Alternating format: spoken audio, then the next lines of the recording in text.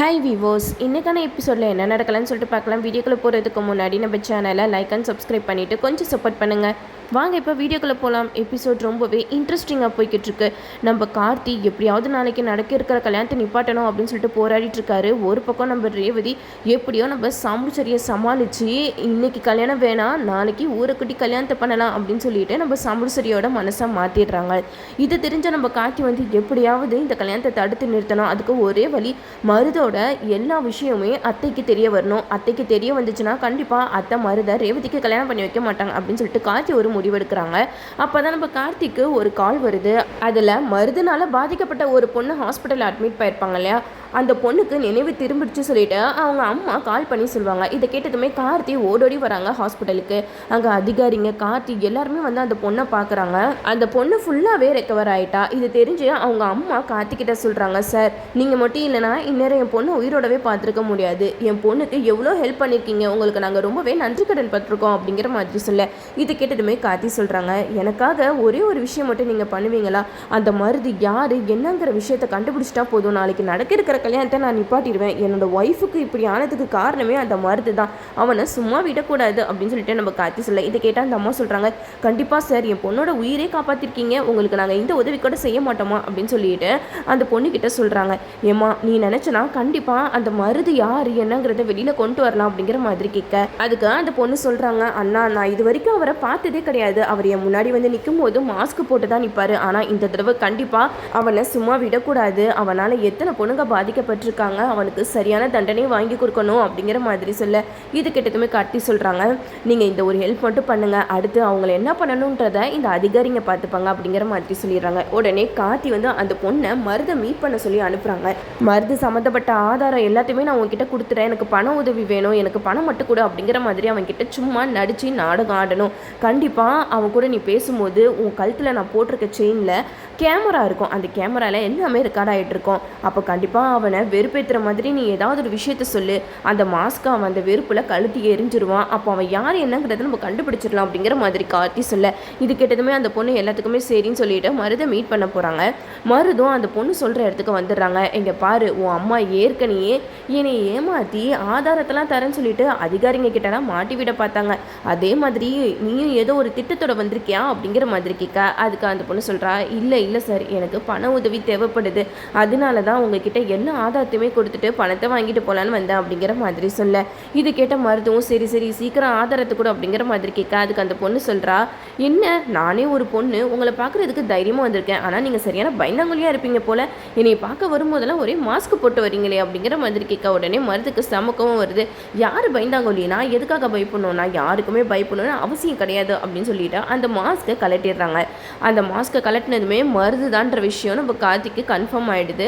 அது மட்டும் இல்லாமல் மருது யார் என்னங்கிறது, மருது பேசுனது எல்லாமே அந்த பொண்ணு போட்டிருக்க செயினில் இருக்கிற கேமராவில் ரெக்கார்ட் ஆயிடுச்சு. இந்த ஒரு எவிடன்ஸ் போதும், கண்டிப்பாக ரேவதியோட கல்யாணத்தை நிப்பாட்டிடலாம் அப்படின்னு சொல்லிட்டு கார்த்தி பெருமூச்சு விட, இந்த சைடு அந்த பொண்ணு மருது கிட்ட ஏதோ ஒரு ஆதாரத்தை கொடுத்துட்டு பணத்தையும் வாங்கிட்டு வராங்க. அப்போ நம்ம கார்த்திக்கிட்ட வெளியில் நின்று பேசிகிட்டு இருக்காங்க. சார், நீங்கள் சொன்ன மாதிரியே அவன்கிட்ட பேசினேன், அவன் மாஸ்க்கை கழட்டிட்டான், அவன் யார் என்னங்கிறது எல்லாமே இந்த கேமராவில் பதிவாயிருக்கு அப்படிங்கிற மாதிரி சொல்ல. இதை எல்லாத்தையுமே மருது ஒட்டு ஒளிஞ்சு கேட்டுட்டு இருக்காங்க.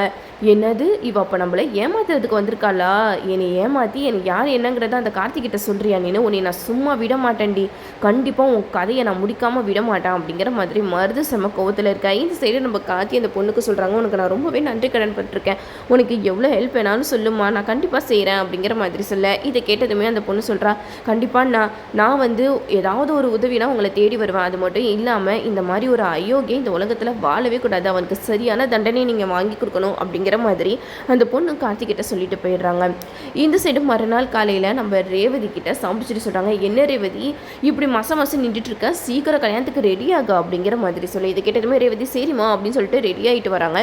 ரோகிணிக்கு சம்மக்கம் வருது. ரேவதி, நீ தெரிஞ்சு பண்ணுறியா தெரியாமல் பண்ணுறியான்னு எனக்கு தெரியல, ஆனால் அம்மா சொல்கிற எல்லாத்துக்குமே நீ தலையாட்டி இப்போ கல்யாணத்துக்கே ரெடி ஆகிட்டு வந்துருக்க, நீ என்ன அந்த மாதிரி தான் கல்யாணம் பண்ணிக்கலான்னு முடிவு எடுத்துட்டியா அப்படிங்கிற மாதிரி கேட்க. இதுக்கு ரேவதி சொல்கிறாங்க, இல்லைக்கா எனக்கு நம்பிக்கை இருக்குது, கண்டிப்பாக என்னோட எம்டி கார்த்தி வந்து என்னை காப்பாற்றுவார், அது மட்டும் இல்லாமல் அவர் தான் என் கழுத்தில் தாலியே கட்ட போகிறாரு, நீ வேணா பாரு அப்படிங்கிற மாதிரி சொல்ல இதை கேட்டதுமே நம்ம ரோகிணி வந்து ரொம்ப சந்தோஷப்படுறாங்க.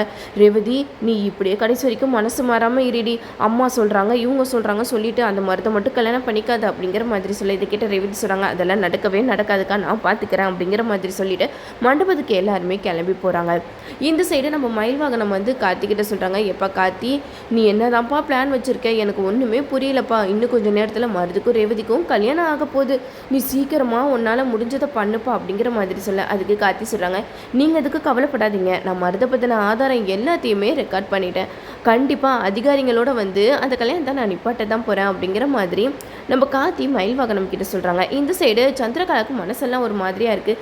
கண்டிப்பாக இந்த கல்யாணத்தில் அந்த கார்த்தி ஏதாவது ஒரு குட்டிகளை தான் பண்ணிக்கிட்டே இருப்பான், அதுக்காக நம்ம ஏதாவது ஒரு ஏற்பாடு பண்ண வேண்டியதான் அப்படின்னு சொல்லிட்டு பிரியாவுக்கு கால் பண்ணுறாங்க. பிரியாவுக்கு கால் பண்ணி நடந்த விஷயம் எல்லாத்தையுமே சொல்கிறாங்க. இங்கே பாரு பிரியா, இன்னைக்கு ரேவதிக்கும் மருதுக்கும் கல்யாணம், அது மட்டும் இல்லாமல் இந்த கல்யாணத்தை நிப்பாட்டுறதுக்காக அந்த கார்த்தி எந்த வழியில் வேணாலும் வருவான், ஆனால் அதை தடுக்கிறது உன் கையில் மட்டும்தான் இருக்குது அப்படிங்கிற மாதிரி சொல்ல இதை கேட்டதுமே பிரியா வந்து பயங்கரமாக அதிர்ச்சி அடைகிறாங்க.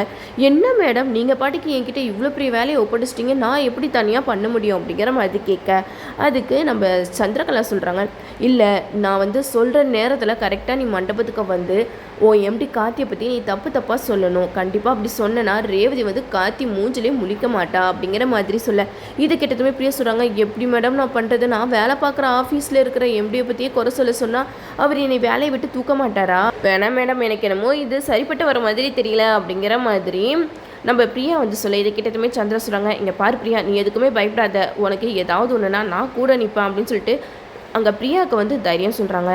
பிரியாவும் இந்த சந்திரா சொன்னதை கேட்டுட்டு சரி மேடம் நான் கரெக்டான நேரத்தில் வந்து எப்படி கார்த்தி என்னை கல்யாணம் பண்ணிக்கிறேன்னு ஏமாற்றிட்டாரு அப்படி இப்படின்னு சொல்லிட்டு அவர் பேரையே டேமேஜ் பண்ணி விட்றான் அப்படிங்கிற மாதிரி சொல்லிடுறாங்க. இந்த சைடு நம்ம ரேவதி வந்து மனைமடையில் உட்காடுறாங்க.